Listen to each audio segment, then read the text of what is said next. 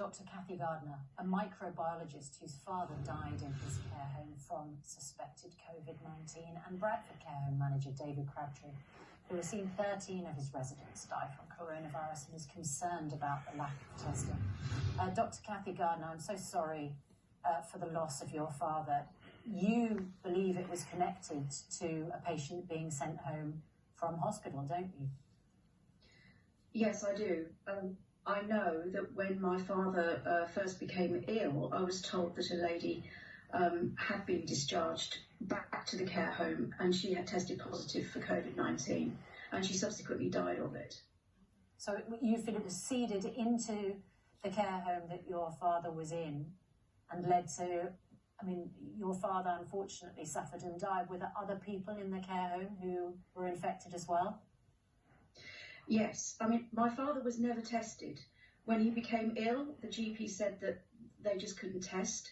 When he died, obviously no samples were taken, so we don't know that he absolutely died of coronavirus. It's probable COVID-19 on his death certificate. The GP was excellent. I spoke to her and she explained that a number of patients in that care home had died of what she suspected to be COVID-19, but we'll never actually know. But you have to draw the connection, and I think it's appalling. The government approach to discharging patients from hospitals back to care homes was absolutely appalling. Well, David Crabtree, you run 2 care homes in Yorkshire. We've now heard the Prime Minister say unequivocally that the care homes were advised to lock down before the public, before March the 23rd. And secondly, we've heard the Health Secretary, Matt Hancock, and Michael Gove both say a protective shield was put around care homes. What is your reaction to those statements? Incredulous. On the 2nd of April, the government's advice was, if an individual has no COVID symptoms, then the care should be provided as normal. No PPE, no testing for asymptomatic discharges from hospital, and my care homes were infected by discharges from hospital of people who 3 days later after discharge developed signs and symptoms and consequently sadly died. I mean, the first advisory that we can find from the government that people should be tested before they go back to care homes was April the 15th, which is 3 weeks after the national lockdown. And Boris Johnson claims the lockdown in care homes was before even that. This is just a lie, isn't it? It's an absolute lie. Matt Hancock on pre-election came to visit my care home. He met with the lady who was 101, an ex-RAF driver during the war, and sadly she died of COVID in hospital only a couple of weeks ago. This is an absolute outrage. Who? All I want to know is who sat down in a meeting, basic cross-infection control, and decided, having watched Europe, that we should now discharge people into hospital with active COVID. I have a letter dated the 31st of March from the local CCGs saying that care homes should help create capacity in hospitals and allow COVID into care homes.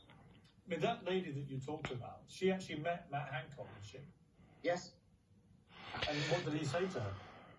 Oh, I mean, on the day of the visit, he was very good. I like the chap. But what he's doing now is he's dug himself into a hole, and what the whole nation, this morning at 8 a.m, my care staff are going into a care home where 7 people died of COVID, and still today, the residents have not been tested. You see, and all we hear from the government today, the government minister, Theresa Coffey, is on the airwaves, not ours, she won't come on this programme, but on other shows, saying that she takes great pride in what the government's done with testing, and that here you are, a care home owner who's seen residents die in large numbers, and they haven't had tests for the workers, the residents, anyone.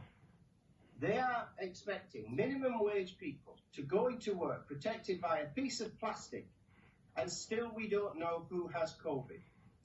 We don't know how it spreads. We've had professors on this morning saying that it could be airborne. We're not sure how it transpires. But what we're saying is, who decided to do this? Where is the CQC in all this? The CQC, their remit is to protect patient safety, and yet they allow people to be discharged from hospital with COVID.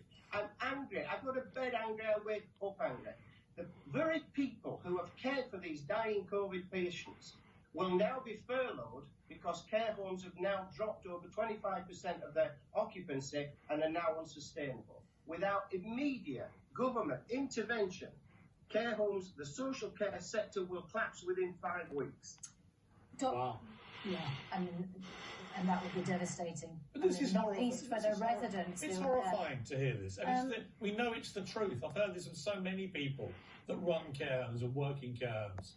We just know that we're being lied to. Dr. Kathy Gardner, nothing is going to bring your father back. And I'm sure, you probably go to bed angry as well and wake up angry.